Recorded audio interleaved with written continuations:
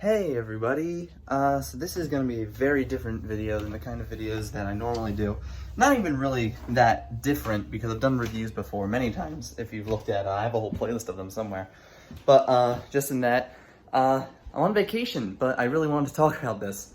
So here I am. So Quentin Tarantino, I've never really talked about him actually, but he's one of my favorite directors.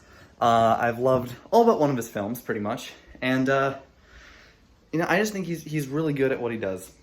But a few days ago, his book, which is basically, I guess, a novelized version of Once Upon a Time in Hollywood, which was his last movie, which just came out a few years ago. When I say last, not his final movie, but his most recent movie, the last one to come out currently. And I read it, and actually I just finished reading it because I'm on vacation, and I have some thoughts about it. So this is going to be just a really, really quick, kind of spoilery review.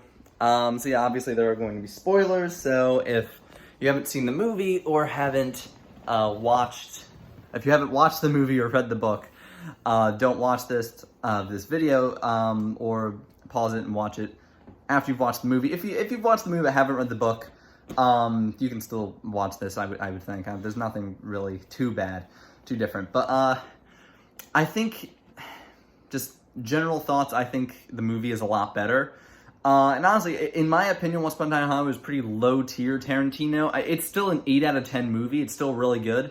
But it doesn't seem like it has a lot going on compared to a lot of his other movies. Like, it's just kind of a hangout movie. But some really crucial...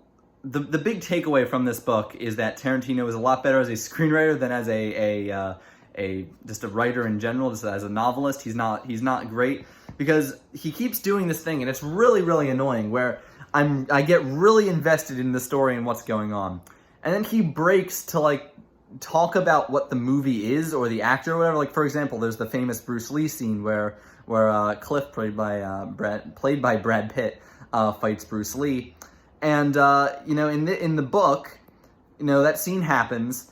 But then they break. So it was like, for example, it's like Cliff met Bruce Lee. Now Bruce Lee was in this show, and after that show, he would do this, and they basically go through into his entire biography of his career, which was very annoying. And Tarantino does that a lot throughout the book.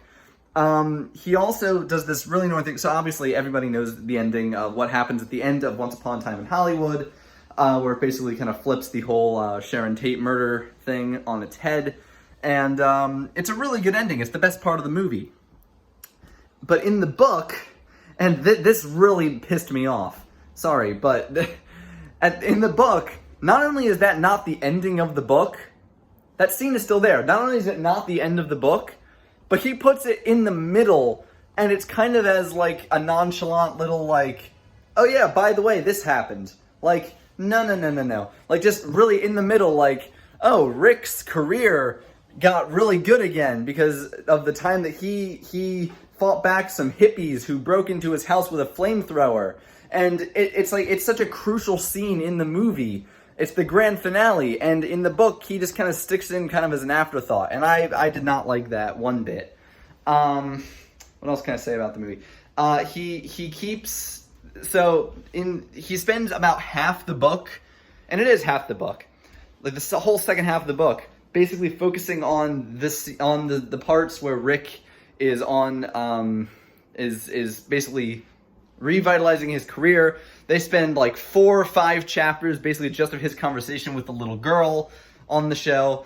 And while it's well written and it's entertaining, it's just he spends way too much time on things that in the movie, in the grand scheme of things, weren't as important, I feel.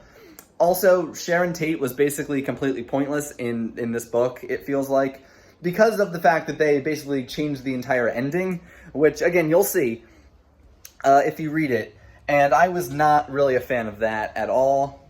But yeah, if you like the movie, you'll probably like the book. It's not a super great read because, again, he goes back and forth between like a novel style and then, like a Wikipedia article about the movies and the actors and stuff like that. But if you can get past that, it's definitely a must-read. And yeah, that's pretty much all I have to say about that. So read the book, watch the movie, whatever you want to do. I'm gonna give it a 8 out of 10, but definitely bordering on a 7. And that's pretty much all I have to say. If I have any more thoughts, I'll record more, and I will stick it after this. So yeah, bye.